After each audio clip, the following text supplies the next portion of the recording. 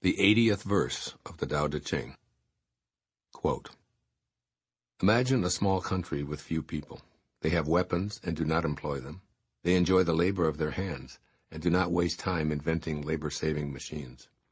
They take death seriously and do not travel far. Since they dearly love their homes, they are not interested in travel. Although they have boats and carriages, no one uses them. They are content with healthy food, pleased with useful clothing, satisfied in snug homes, and protective of their way of life. Although they live within sight of their neighbors, and crowing cocks and barking dogs can be heard across the way, they leave each other in peace while they grow old and die. Unquote. Living your own utopia. This second-to-last verse of the Tao Te Ching might have been titled KISS, that is, Keep It Simple, Stupid. Here, Lao Tzu makes a case for an ideal society where conflict isn't a problem, harmonizing with nature is practiced, and weapons may be present but are never used.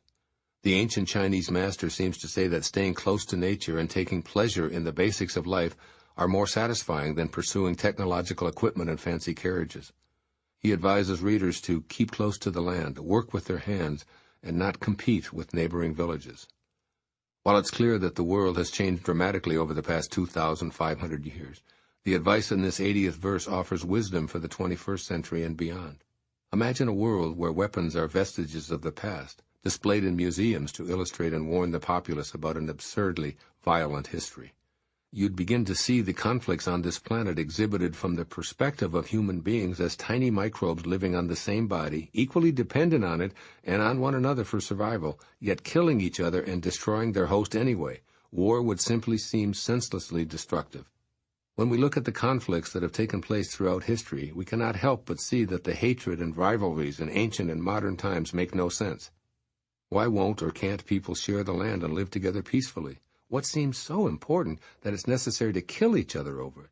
Even in fairly recent times, those individuals who were so hated that we tried to decimate them have become our allies. So what was all the killing about? Why haven't we learned to live in harmony with the life-giving Tao? The answers to these questions are obviously complex, but unfortunately, they continue to need to be asked. This verse doesn't negate an effort by you to create ways to live your utopia. Instead, it's offering you an escape from the vicious cycle of hatred, murder, war, and subsequent cooperation before the next cycle of violence erupts. You can return to the basics of a peaceful existence by choosing to live simply and placing less effort on needing to conquer anyone. When you see the inclination toward creating more war machines, vote instead for candidates who support peaceful ways for dealing with conflict. Your personal choices also align you with the tranquil nature of the Tao. You can opt to do without some of the new technology some or even all of the time. You can choose to write by hand and feel your connection to your source as the words flow through your heart onto the paper. You can choose to walk rather than drive as often as possible. You can choose to compute numbers without a calculator and remember phone numbers as a way of personalizing your connections. You can choose to swim or bicycle for exercise in lieu of using machines. There are many labor-saving devices that Lao Tzu may never have dreamed about, and you can eliminate them as part of your simplification routine. Maybe not having email or downloading music is your way of symbolically staying close to the land that Lao Tzu speaks of in this verse. In other words, you can know what the modern world offers in the way of information and technology, while at the same time being aware of the areas of your life where you want to keep things basic. Recognize when you're feeling the effects of information overload, too many gadgets or overcomplication, and switch to a natural environment that pleases you for whatever amount of time you choose.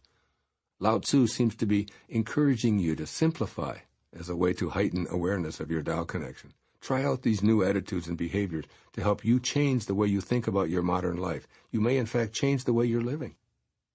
Practice radical appreciation.